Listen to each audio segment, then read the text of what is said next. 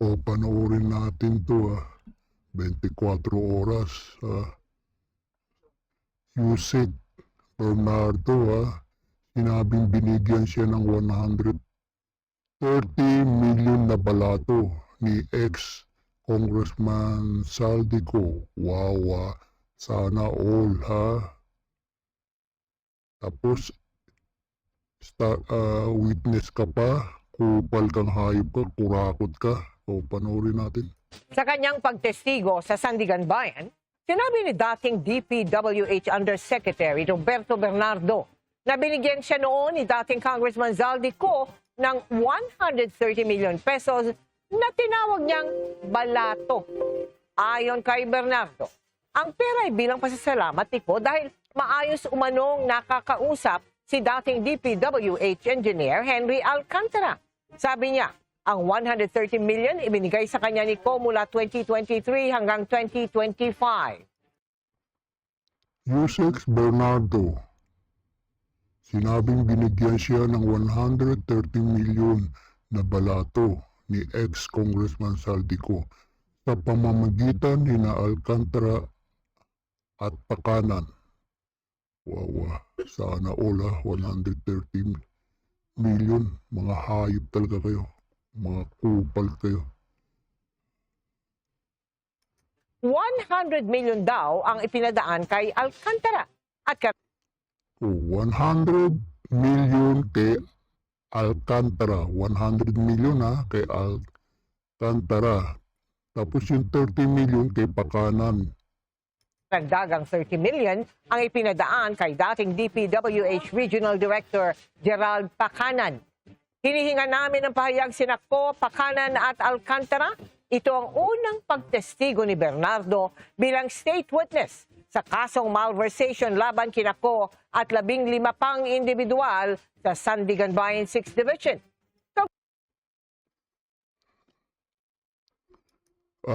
Grabe na talaga. Million.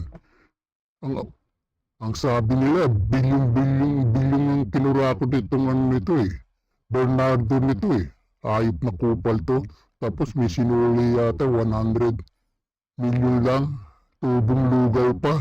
Tumubo siya. Kaya maraming mga mga kurakot na bilyon ang ninanakot. So suli 100 million, 200 million. Ayop talaga. Tapos start witness pa siya. Nangurakot na, witness pa siya. Hayop na. Tapos yung binanggit pa yata niya, si Bong Revilla, kupal talaga. Si Tambaluslos, wala. Si Bangag, na adik, sabi ni Ami Marcos. Hindi binanggit.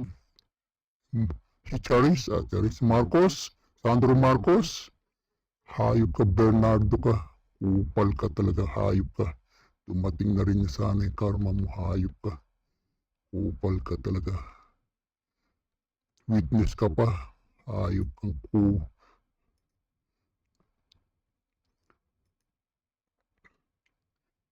panoorin tong mamaya na ito. Ito munang ayuda na Bangag. Walang nangyari. Pili lang yung ayuda niya. Hindi naman mabibigyan lahat yan. Cheryl, marami sa mga nabigong tricycle driver sa ayuda ang nagsabi na papaspasan na lang daw nila yung pamamasada ngayong gabi para may maiuwi pa rin daw kahit papano sa kanilang mga pamilya. Gaya na lamang itong mga tricycle na nakikita nyo sa aking likuran dito sa Batasan. Samantala, maglalabas daw ang Quezon City LGU ng listahan ng mga tricycle driver na nakitaan nga ng duplication dito sa naturang master list. Yan ay para maayos daw kahit papaano kaagad ng mga apektadong tsuper yung nakitang discrepancy at may habol din dito nga sa listahan ng DSWD. Ang hiling lamang ng mga TODA, ma-encode na raw talaga sana kaagad yung pangalan ng mga miyembro nila na kawawa dahil nga sa hindi makakuha ng ayuda, lalo't malaking tulong daw para sa kanila itong pinansyal na tulong na 5,000 piso. Cheryl. Mon, klaruhin lamang natin, nabanggit ba ng DSWD kung kailan nila ipamamahagi ang ayudang hindi nakuha ng ilang tricycle drivers?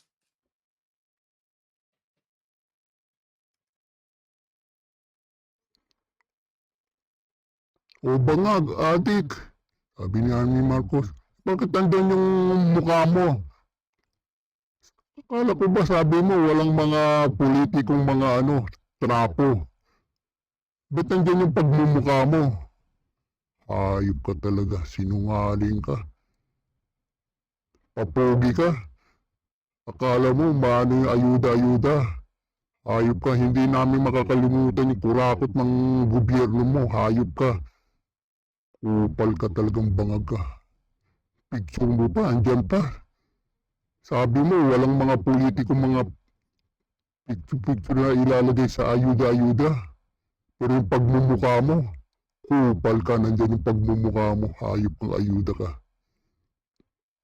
Upal ka talaga. Tapos sabi pa ni Auntie Claire, economic muna ang unahin, tsaka na lang yung mga flood control na kinurakot. Hayop ka. Upal kayo.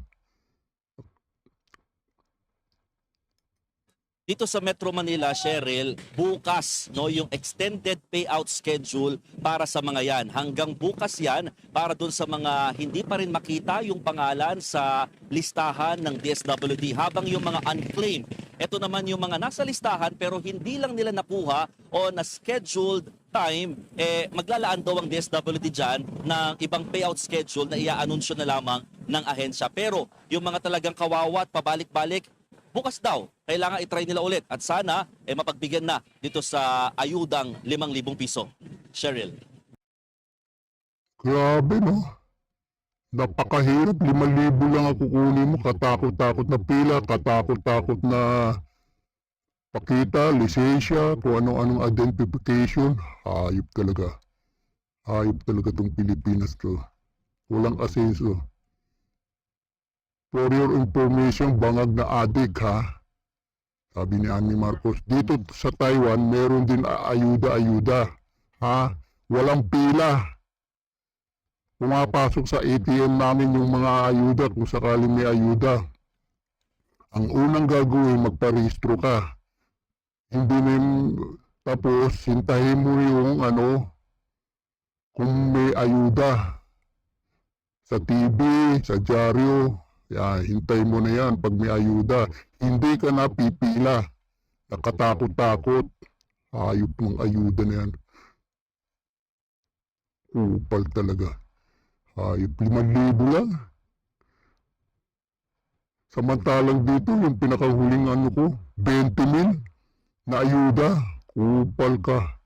Hayop ka. Upal ka talaga. Bangag ka talaga. Para masabi lang may ayuda, 5,000.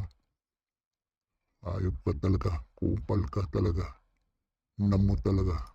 O, dito. Punta tayo sa naman. Kalumpit Bulacan. Turo-turo pa siya. Ghost project daw. Ghost project. Ghost flood project. Hayop ka.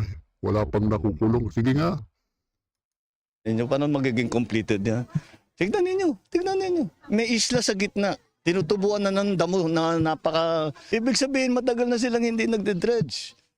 Although sa report namin, nagde-dredge sila. Ayan na naman. Pahanapin natin yung sinong responsible dito sa gobyerno, sa private. At kailangan managot sila dito sa kanila. Kailangan managot sila rito. Kupal ka, hayop pa. Ha? Sabi mo, Pasko. May makakasuhan, hindi magiging masaya, bagong taon, dumating, birthday ko, dumating, Valentine, dumating, Chinese New Year, dumating, wala pang nakakasuhan na congressman, na kontrakto, kupal ka, puro kaldaldal, sarado na yung ICI mo, walang nangyari, anak ka ng tuka, alam mo, ghost flood, Ghost yan, Ghost Flood Project. Hayop ka talaga, puro ka daldal, wala pa rin nakakasuhan. Yung pinsan mo si si Tambaloslos, Romualdez. Pati yung anak mong si Sandro Marcos, bilyon allocable. Sabi ni Cabral yan, bilyon, upal ka. Hayop talaga kayo, bilyon na allocable. Tapos, pinakita, ha? Sa distrito ni Sandro Marcos, puro poste. Yung flood control, puro poste, ha? Ayop kayo. Sa Ilocos, puro poste yung flood control. Kupal ka talaga, hayop talaga kayo. Puro kayong mga kurakot kayong karmaysa na kayo. Ito pag si boying nitong kupal nitong hayop na ombudsman nitong boying nito. Si Bendalo, hayop ka, Bendalo ka, kupal ka.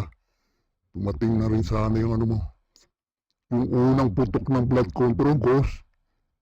Sabi mo 16 congressman na kontraktor makakasuhan, hayop pa, hanggang ngayon wala pa. Kupal ka talaga, Bendalo ka. Namo talaga. Tumating na sana yung pangatlo mong karma, hayop ka. Nakadalawang karma ka na. Kupal ka. Pati ito si Pinky Lacson, pati Soto itong hayop to. Ito naman ngayon, ha? Yung 18X Marine, pinapatahimik. Katulad ni Gutesa. Kasi nga, yung malita-malita, dinala kay daw, ha? Sa mga congressman, hayop kayo. Kupal kayo ngayon, pinatatahimik nyo, ha?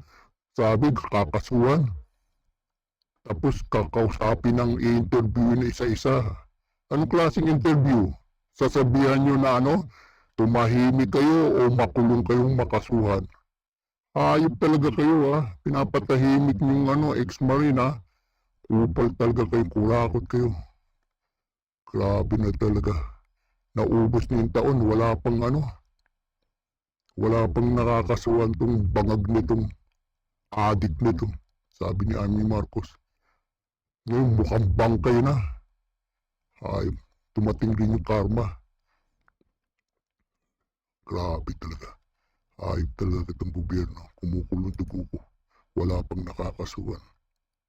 Wala pang nakakasuhan. Bong Revilla. Pinagmamalaki nyo pa. Bong Revilla. Hayop kayo. Kupal talaga kayo. Namo kayo. Hayop talaga kayo. Baboom.